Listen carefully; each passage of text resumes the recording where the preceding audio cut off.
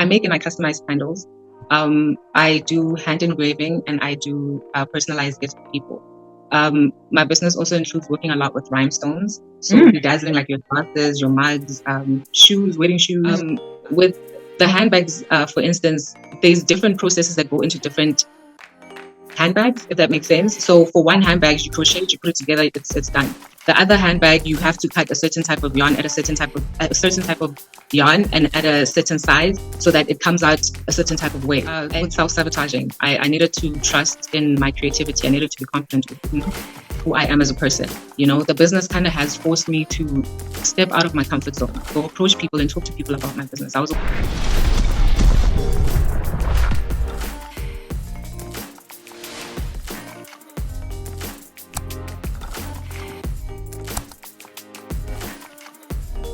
Hi everyone, my name is Tanya Boyson and welcome to the Come Up series. I'm here with my lovely co-host Lwanda Jacobs, and our guest today is Cecilia, and we will be talking about her hand-poured crafted candles and how she makes her custom gifts.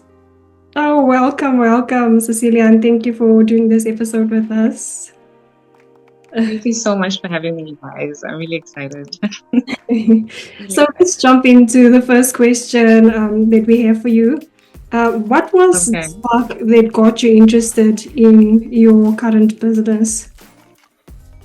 It was my love for creativity. I always had an eye for being creative, and I've always loved working with my hands. So when I was advised to use my creativity and turn it into a business, I just took it and I ran with it. So I've always known that I wanted to be a businesswoman. So knowing that I wanted to jump into the business venture, I decided let me go for it and use my creativity as, you know, my business. And it's been working for me so far. And your stuff looks amazing. Thank you so much. And what businesses do you currently run now, and what products do you provide? I make and I customize candles. I do hand engraving and I do personalized gifts for people. My business also includes working a lot with rhinestones. So bedazzling like your glasses, your mugs, shoes, wedding shoes, doing like a couple's wedding, what's it called, glasses and stuff. Like I work a lot with rhinestones. And and recently I've gone into doing handbags and also accessories that come with the handbags.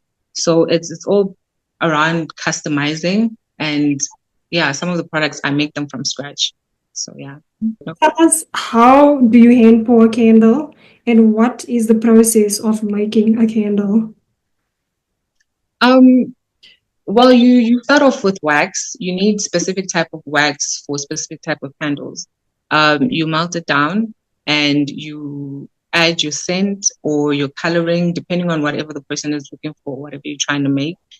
And keep in mind, coloring and scents can affect the candle not to burn or to burn for a short period of time and stuff like that. So you have to add it in when the temperature is at a certain, and then, you pour it into your mold or your jar or whatever it is that you are using, and make sure that there's a wick inside. And then you pour it in, you let it completely dry.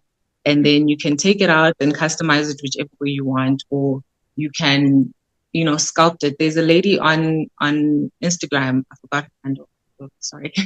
And she doesn't wait for the candle to completely dry. She pulls it out and she starts molding it and sculpting it, and it comes out like a little 3D type of thing. So it depends on the candle maker.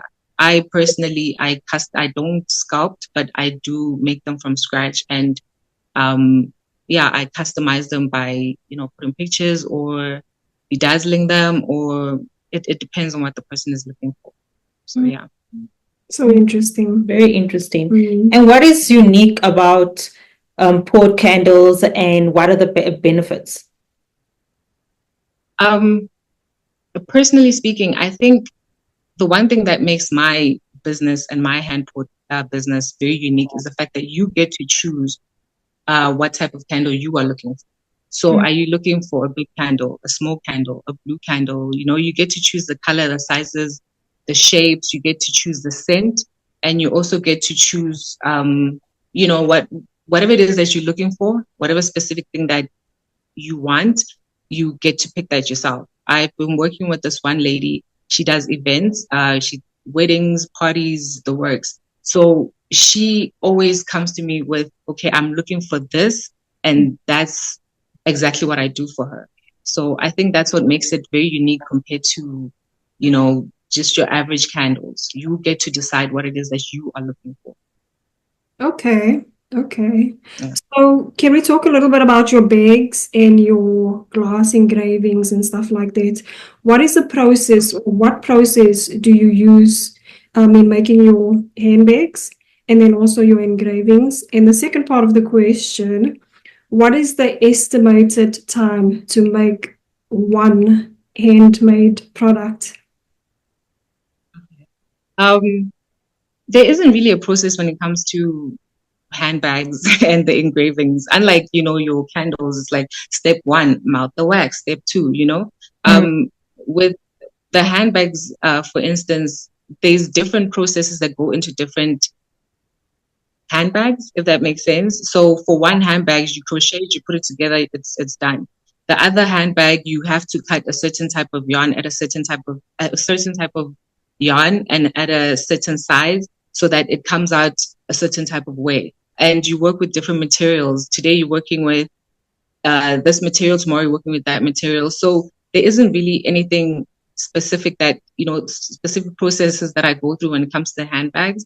And the time period for my handbags, it depends. It could be maybe 2 to 3 hours or even longer, if depending on the size or depending on how pretty I have to make it look. You know, when you have to add like the beads, that takes a very long time because it's hand stitching, bead, bead, bead, bead, bead, bead. So it can take me sometimes about a good 5 hours, depending on what it is that I'm doing. And with the engravings, I'd say the same thing. It's just I learned a skill, I perfected it, and then I made it work for myself. So with the engravings, it's about it's you have to have the right tools in order to make it look as good as, you know, you want it to. So because with me it's hand engraving, it's not like I put it in like a machine and then it does the whole process. Some of them, yes, but most of what I'm known for is doing hand engraving. So it's there's not really a process with my engravings and handbags, if I can put it that way.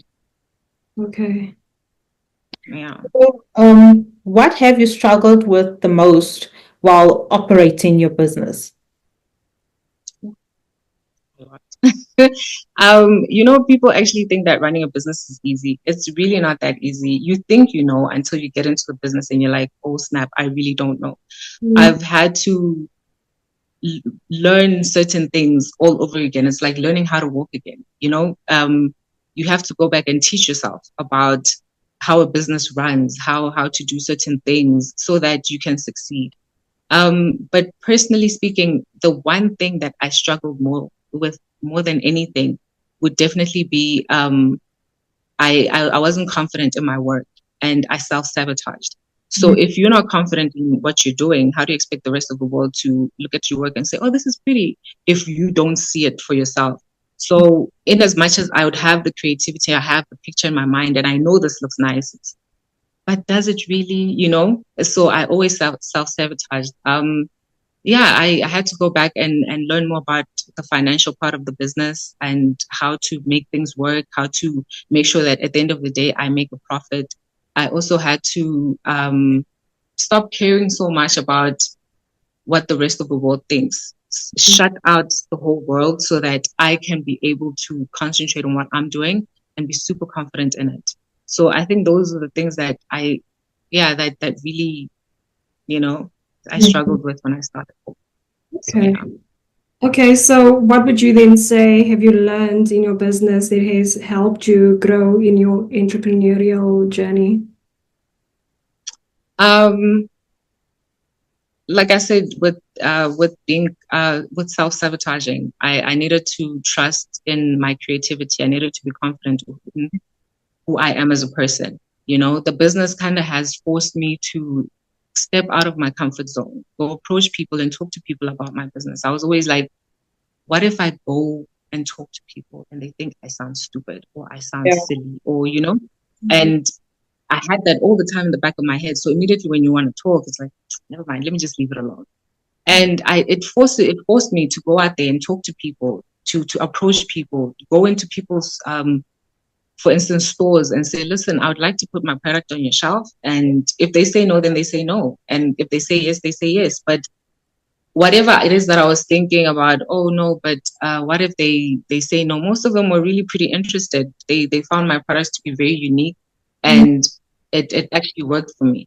So yeah, I grew very confident. I learned to be smarter about how I work, time management, and because you want business so badly, you will be taking this one and that one and that one and that one and that one instead of just relaxing and saying, okay, I can do this at a specific time and I'll be done at a specific time. So I had to also learn how to manage my time very wisely. So there's honestly a lot that I've learned, and this business has really helped me grow, not, you know, as a person. So it's, yeah, It's so it's beautiful. really helped me grow.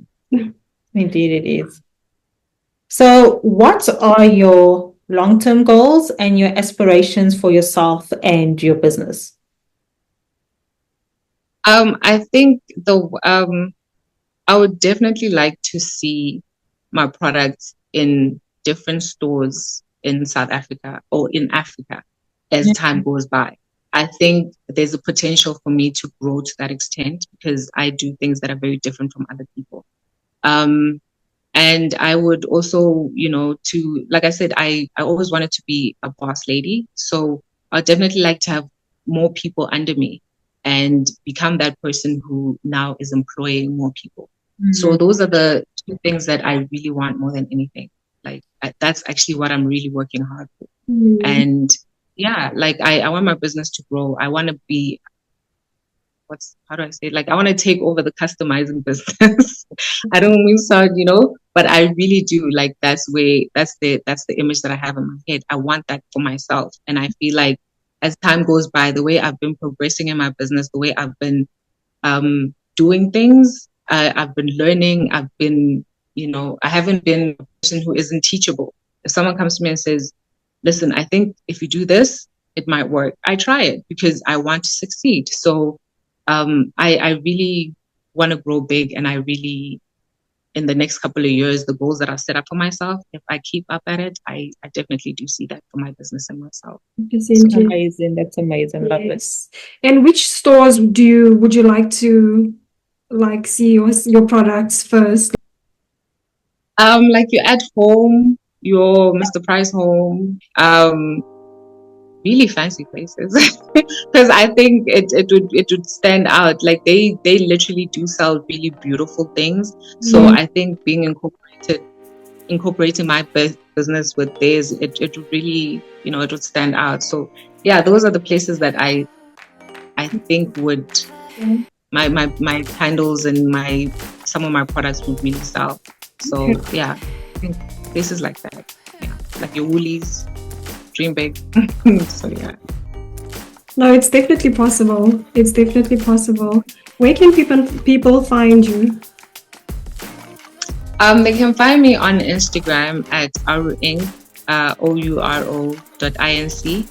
All my personal information is on there. My WhatsApp number, also my Facebook, same Ouro.inc, Ouro.inc. And on TikTok, I've been trying to get into TikTok more and more, you know, and it's also the same thing. It's Ouro.inc Creations on TikTok. So they can find me on all those social platforms.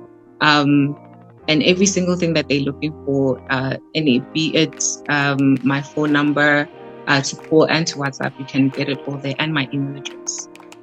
Okay. Great. Amazing. So do you have any final words, Tanya? I just want to say thank you so much for being on our show.